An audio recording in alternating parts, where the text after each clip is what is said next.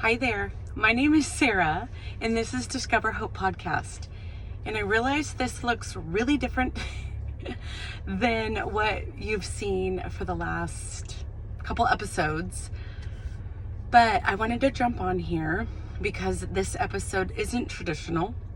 And like I've told you from the beginning, none of this is scripted. It's a vision and a desire that I've had for the last 6.5 years to create a space where people can come from all different facets that have walked through death, divorce, disappointment, or diagnosis, and how grief doesn't have just a one-stop shop. It's unique. It has its own time. To me, it's felt like it's had an unknown language. And so anyway, what happened was I released this week. So whenever you're hearing this, I had just released the episode number 3 for the Discover Hope podcast. And in that episode is where I talk about the day that my late husband, Sheldon Koch, passed away suddenly of a heart attack while on vacation. And so we released it, onto all the different platforms and everything. And it was really interesting because I woke up the next day and it was really wild for me to experience the feelings that I was feeling. And I felt scared. I felt nervous. I felt really sensitive. I actually called the producer Quentin from the podcast and I was like, because we had just recorded 2 episodes the day before. Yeah. And so I kind of freaked out. I was like, I think we need to pause. I think you shouldn't edit the episodes that we just did. And basically, I was feeling like, what am I doing? What am I thinking? Who do I think I am? And what I realized then, bless his heart, because then I called him the next day and I was like, never mind, game on. But I think what I was going through was my own panic.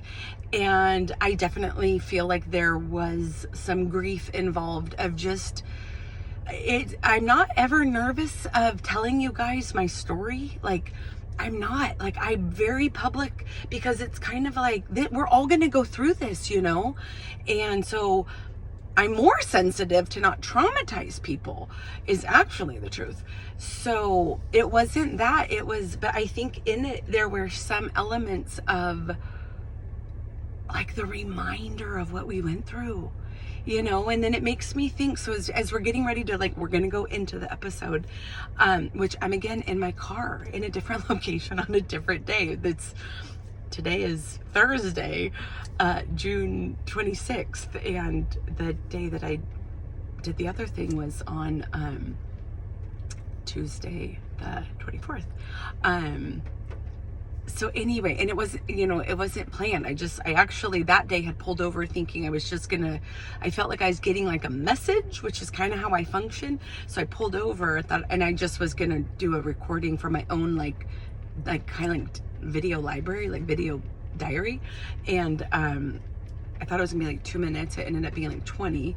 So, I know this is a long intro, but all that to say,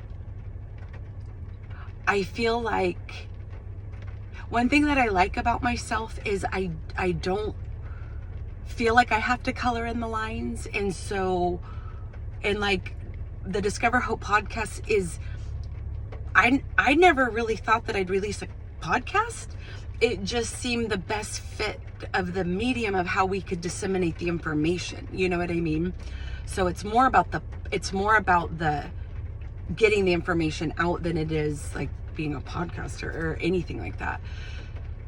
But what I thought was, so far you've seen me in the studio, I'm trying to figure out my outfits because the next couple ones that are released, I'm like, won't do that again. But anyway, you'll see me more in a polished setting, and kind of how this is happening just in its own unique sense, what's happening right here and now and what happened on Tuesday that will go into the episode now after I stop talking, is that grief doesn't have you don't set your clock and go, I'm gonna grieve. You could have gone through something or went through a loss or something 20 years ago And you're like, why is this coming up now? Probably because you're ready. There's a reason why it comes, you know? But I just kind of thought, like, oh, well, we'll put this out there. And what if this, what I think is random, means something to someone? Then it's worth it. Because grief doesn't have a timeline, and it's never too late. And if you're thinking like, oh, shouldn't I be over this by now? Shouldn't I be better than this by now? No, because you're a human being and you're here on the planet for the first time. And I know you're doing the best you can, and I know I'm doing the best I can.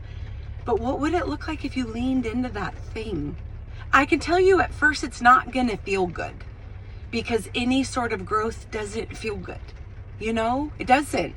Like a seed, I always think like a seed has to be broken open in order for it to give life.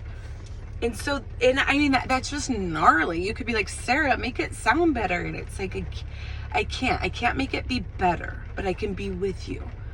And I could point you in different directions that I've learned of. And so this is Discover Hope. Stories of spoken hope.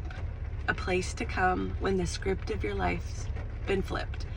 Whether if it was yesterday, last week, last month, last year, or last decade, or last century. It's never too late. It's never too late. And it's never over until it's over. And if you're listening to this, it's not over yet. Keep going, keep trying. Thanks for being here.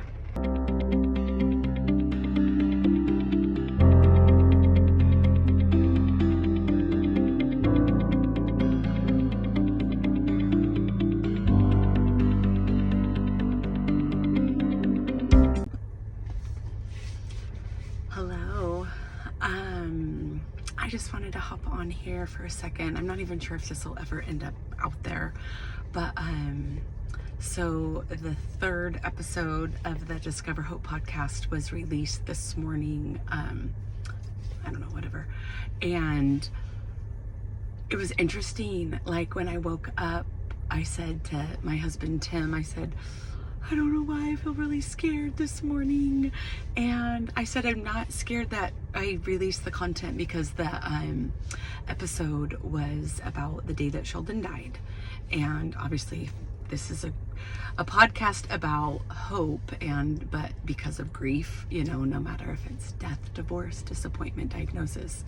And I said to Tim, I don't feel vulnerable about that content being shared. I could cry right now. I said, I ended up calling him later. I said, I think I know some of what I'm feeling. And I said, it's having that content out there and having people listen, which is so amazing. It just is such an in my face reminder of grief. And I said to Tim, I'm like, I didn't know in the morning of February 24th of 2018 that I was going to wake up. That when I woke up that day, I had no idea it was going to end up being the worst day of my life. Like, devastating. I always tell people, my life didn't get blown up, but it certainly got leveled that day. And I just said, it's just like such a reminder of how many people are walking around the planet hurting. And I said to Tim, I don't know how I got to be the girl that had, like, that my sister's, one of her best friends is a renowned therapist in Scottsdale, Arizona. And she called me the day after Sheldon died and talked me through a pivotal moment. And then Fran Graham, at the time she was the Foursquare chaplain for grief and trauma, and now goes around the world training fire departments, police, hospitals, doctors, nurses, churches, anybody that's a helper. She travels around the globe training people how to be a trauma first aid, like how to provide like first aid in regards to trauma. Like, she came to my home, I don't even know the date, but it had to be within the first week after Sheldon died. And so I've oftentimes called myself like privileged in what I've walked through. And I just said to Tim, like, all I want is, and the whole heart behind Discover Hope podcast is to help, you know, to just be a helper. And I know we're doing that, you know what I mean? So I'm not crying because it's not happening. I'm crying because of kind of just the reality and the opportunity, you know what I mean, that we all have in just listening to people, or like being able to say, like, this is what happened to me and this is what I found helpful. Like, those are powerful things. Or I was talking to my friend Kyle Dedden this morning, and he was my neighbor when our neighbor when Sheldon died. And I don't know, I said to him, I was like, I don't even know how long he would bring a peppermint tea and a chai latte over for my mom every morning after Sheldon died. I was like, Kyle, I don't even know when you stopped, but I know that you did that. And what a way to say to somebody, I don't know what to say, I don't know what to do, but here, like, just to leave a drink on someone's porch. And 7 years later, like, I'm sitting in a parking lot crying about it in gratitude. Like,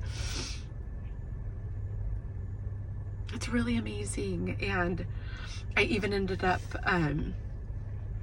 sending a voice memo to Quentin, the producer of the podcast, and I just said, hey, because we recorded yesterday like 2 different episodes, and it's one of the episodes, it's the second time, and not because of it, actually it got misplaced, which I actually think is kind of a blessing in disguise. And so I sent him a voice memo saying, hey, if you haven't started like post whatever editing, maybe we could put a pin in it, like pause, because I said, you know, I don't know what today is, it's just so these aren't bad tears, you know what I mean? These are, I don't know what they are, but I just said to Quentin, I said, you know, I think I might want to re-record the episode that we did yesterday, which was the second time.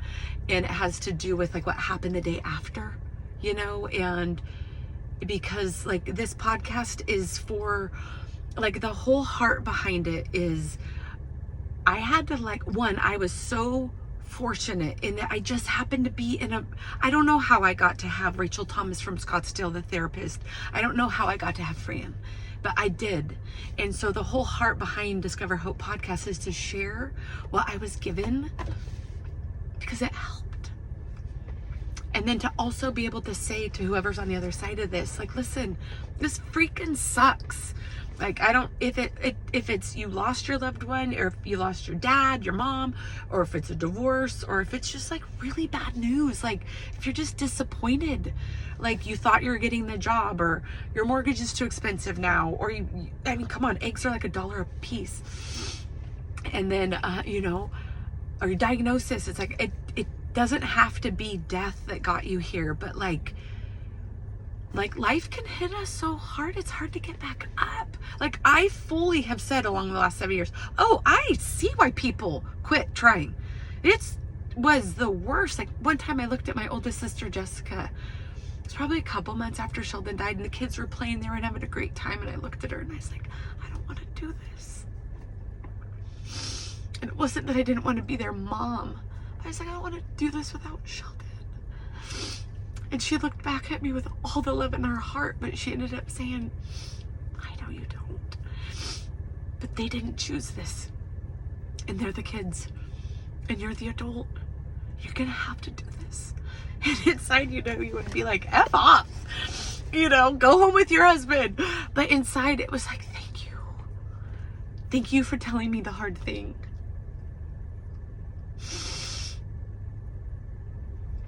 So I left a voice memo for Quentin, and I said, you know, this podcast isn't to become like a podcaster.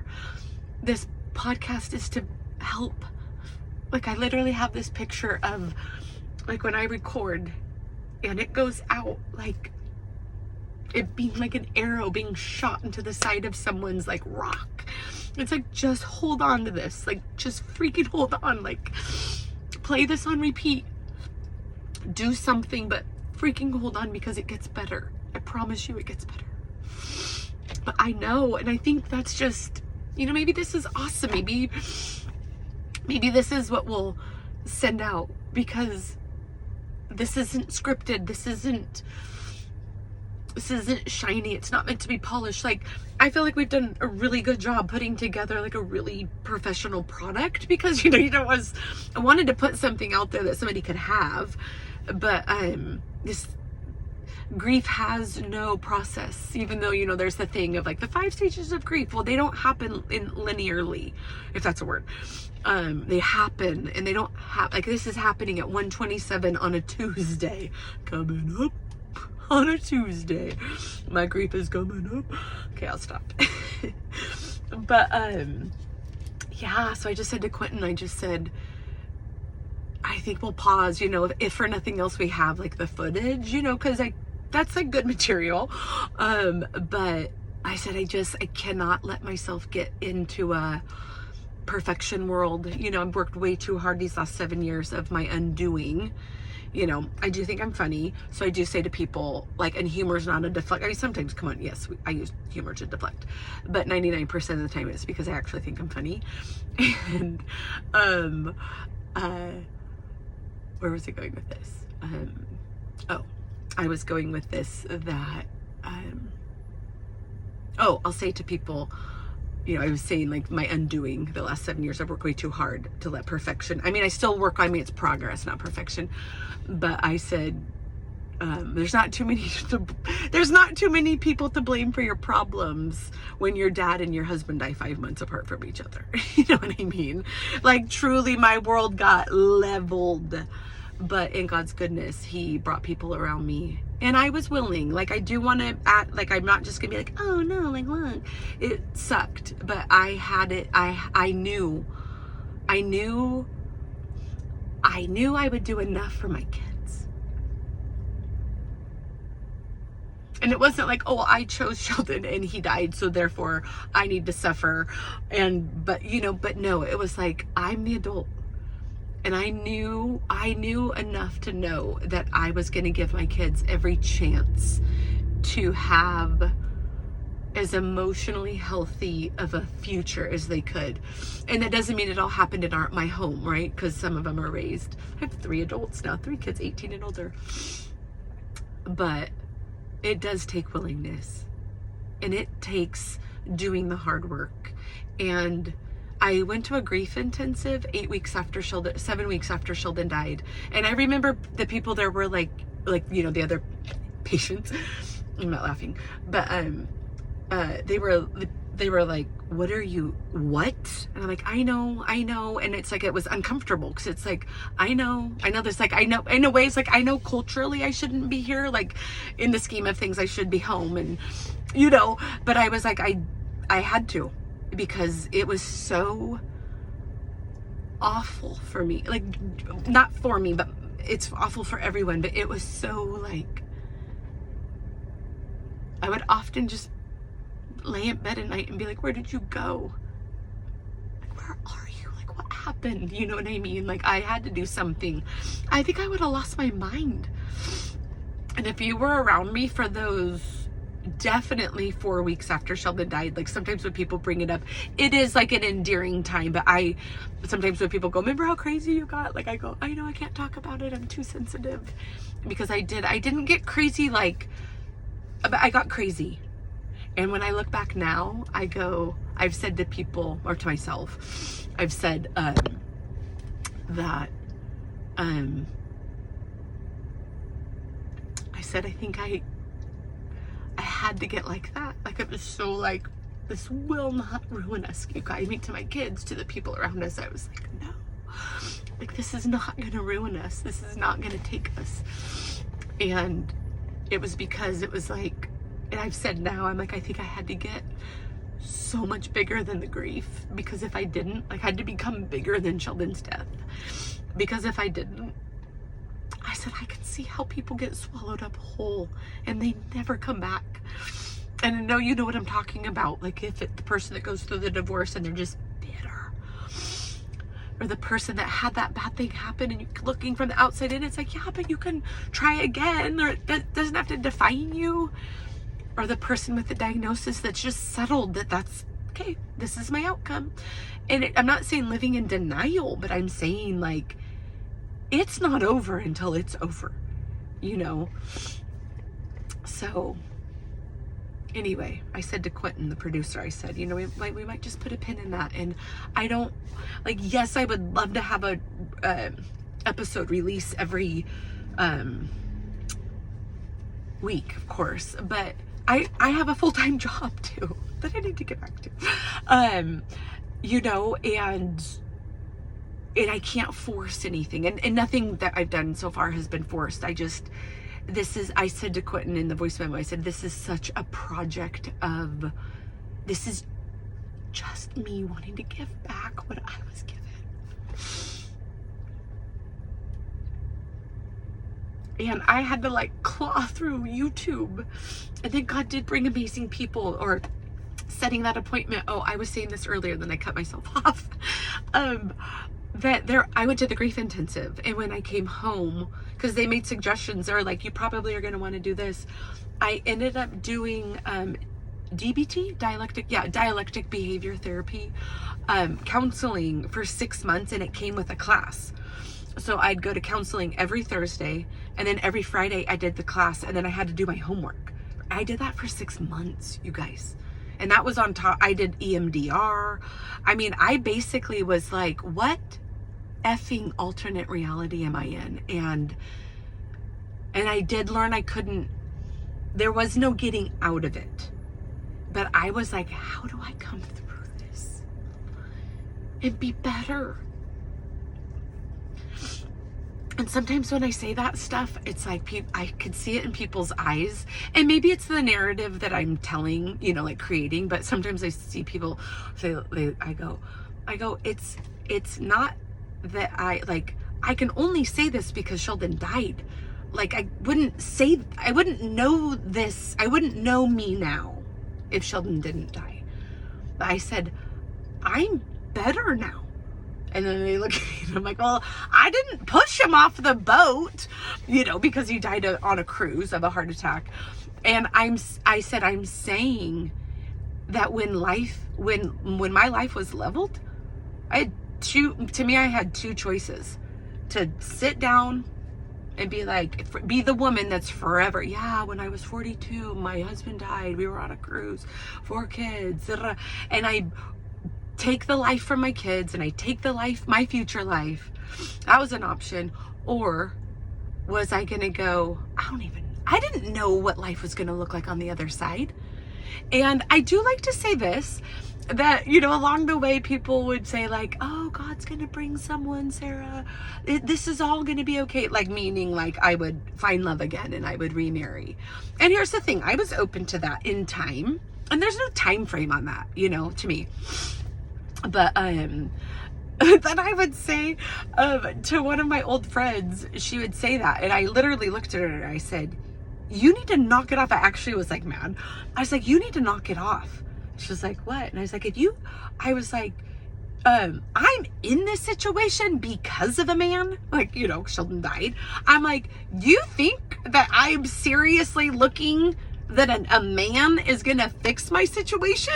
You know what I mean? Like, I knew enough to know better. Like, did I want to find love again at one point? Yes. Am I so thankful that I've remarried? Absolutely. Am I a way better wife this time? You know why? Because I keep my fat mouth shut. Because after Sheldon died, I was like, why did I care when he left his beard trimmings all over the counter? Why did I care that he wasn't a good lawn keeper? Like, so, you know how many nights I cried? And then because I think I'm funny, I'm like, I don't blame him. I would have left me too. Seriously, like, you know, yeah, I keep my mouth shut. I mean, I speak up for myself, but like, I do not sweat the small stuff. That is for sure. So, but yeah, so yeah, I would say to my old friend, it's like, you keep saying that, I'm gonna knock your tooth out. Because it's how it felt. I'm like, yeah, but I'm the best version of myself. For sure. And I got a ways to go, guys. It's like I haven't arrived, but I chose to let Sheldon's death, like losing him and losing the life we had. I was like, oh my gosh, the only thing that's the same is my address and my kids. Everything changed. And it had to. It had to. You know, and they say people are in your life for a reason, a season, a lifetime, and that's really true. So, yeah, there's a lot to this. There's a lot to being devastated and then finding it in ourselves and within God or life or however you connect beyond yourself to go, this freaking sucks, but giddy up, you know? So, and I feel that way today. And I was like, you know what?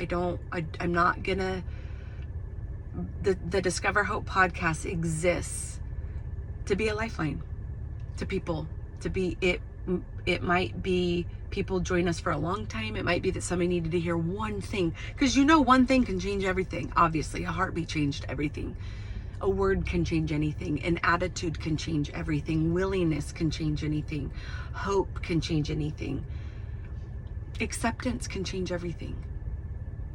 So, yeah, I think this is good. I think it's good to just pause and go, okay, we don't need to crank out episodes. Nobody's looking to be famous.